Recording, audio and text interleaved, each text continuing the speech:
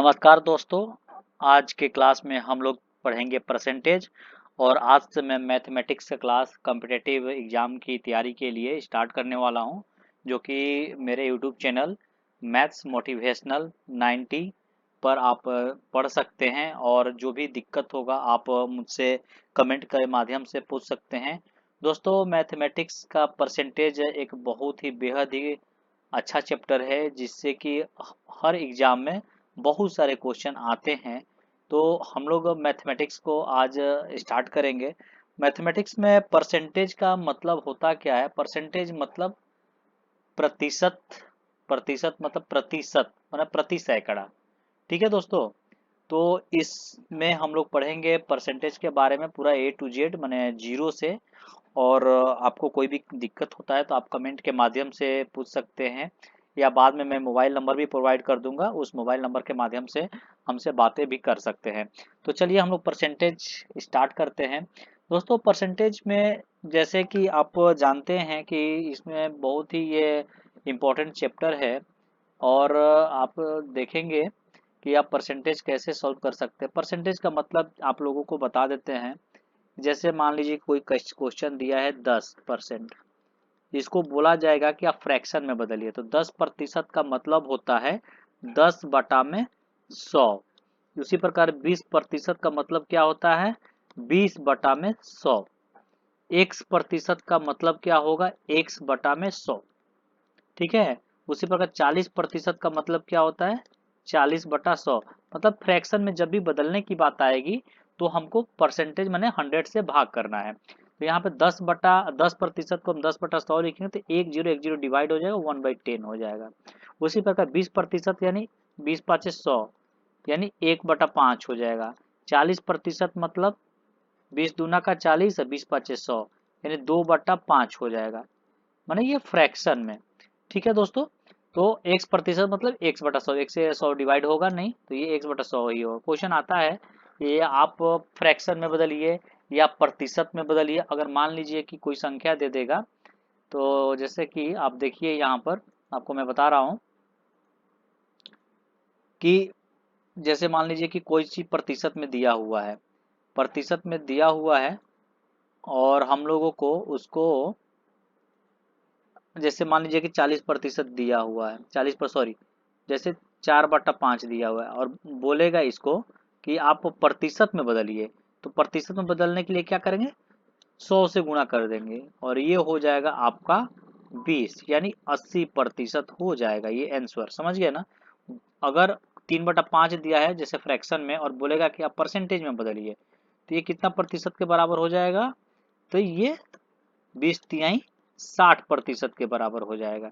यानी जैसे ये 3/5 है, तो ये टोटल 5 हो गया। अब 5 में ये 3 जो है ये कितना प्रतिशत है? ठीक है।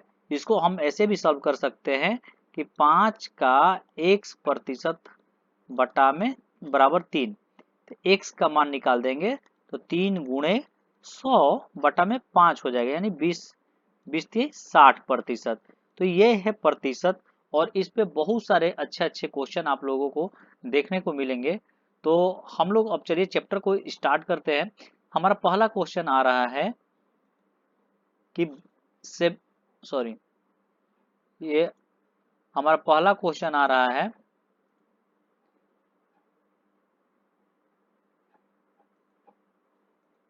कि 72 का कितना प्रतिशत 9 है? 72 का कितना प्रतिशत 9 है? तो हम क्या लिखेंगे? 72 का मीन्स होता है मल्टीप्लीकेशन। कितना प्रतिशत? तो x% बराबर 9। देखिए एकदम बेसिक से अब मैं आप लोगों को बता रहा हूँ। 72 गुणे x% मतलब x/100 इक्वल टू 9। अब x का मान निकालना है हमको, तो 9 गुणे 100 बटा में ये 72 जो इधर मल्टीप्लिकेशन में है, तो अपोजिट साइड में जाएगा तो डिवाइड हो जाएगा। 9 8 72, 9 का टेबल 8 बार पढ़ेंगे, और ये 8 से डिवाइड हो जाएगा। 4 दूना का 8, ये 25, यानी 25/2, यानी 12.5% भाग दे देंगे। 12.5% ये आंसर हो जाएगा। तो ठीक है दोस्तों। तो ऐसे कुछ हम लोग प्रतिशत में सीखेंगे। अब नेक्स्ट क्वेश्चन को देखते हैं। नेक्स्ट क्वेश्चन को हम लोग कैसे सॉल्व करेंगे। 9 का कितना प्रतिशत 54 है, 54 है। 9 का कितना प्रतिशत 54 है।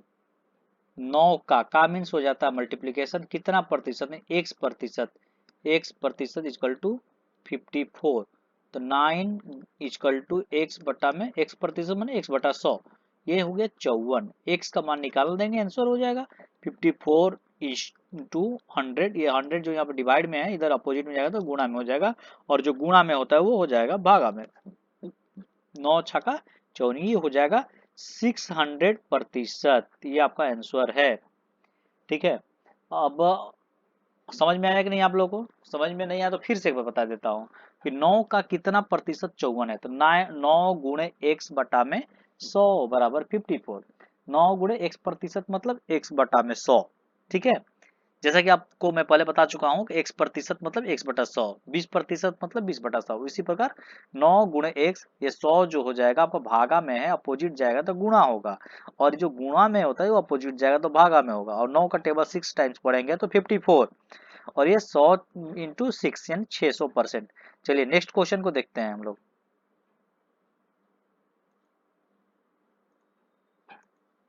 2/7 का कितना प्रतिशत, 2/7 का कितना प्रतिशत 1/35 है। ये 2/7 हो गया। का माने गुणा, कितना प्रतिशत माने x प्रतिशत, x बटा 100 हो जाएगा बराबर 1/35।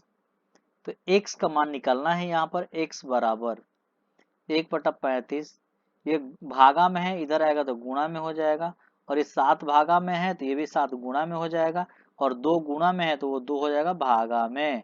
तो 7 5 35। ठीक है। ये 5 से 20 बार में कटेगा, और ये 2 से 10 बार में कटेगा।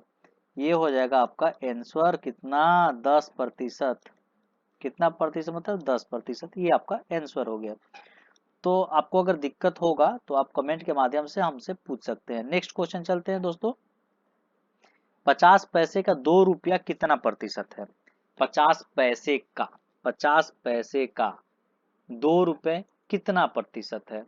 अब बताइए, कितना इजी क्वेश्चन है। 50 पैसे, 50 पैसे का मैंने गुणा 2 रुपया कितना प्रतिशत, मैंने x प्रतिशत बराबर 2 रुपया। ये 2 रुपया है, इसको हमको पैसा में बदलना पड़ेगा क्योंकि यहाँ पे 50 पैसा दिया हुआ है। तो 1 रुपया में 100 पैसा, तो 2 रुपया में 2 गुणे 100, x 50 गुणे x बटा में 100 बराबर 200।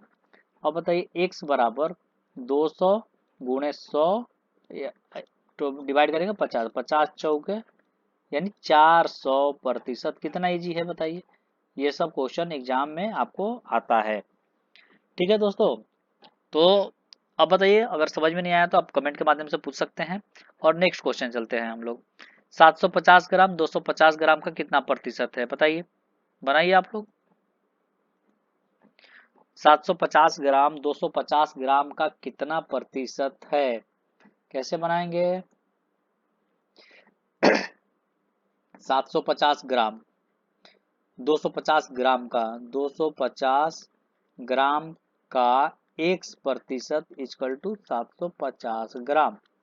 x 250 गुणे x बटा 100 बराबर, ये उल्टा पूछ दिया है तो x का मान निकाल देंगे। 750 गुणे 100 और बटा में ये हो जाएगा आपका 250, 3 बार में कटेगा, ये हो जाएगा 300%। आंसर कितना प्रतिशत भाई, तो 300% ये आंसर हो जाएगा।